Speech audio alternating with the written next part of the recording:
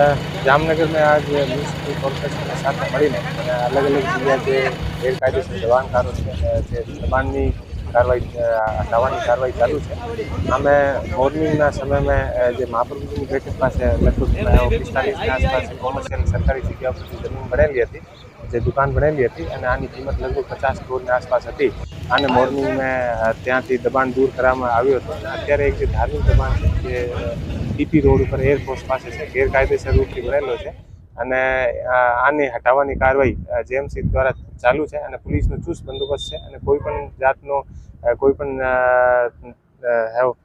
આપણે કાયદો અને વ્યવસ્થાની પરિસ્થિતિ ના થાય એટલા માટે અમે જાતે ત્યાં હાજર છે અને અમારા જે એએસપી અને ડીવાયએસપી અને પીઆઈ અને જે લગભગ 50 થી 100 આસપાસ પોલીસના સ્ટાફ પણ ત્યાં હાજર છે।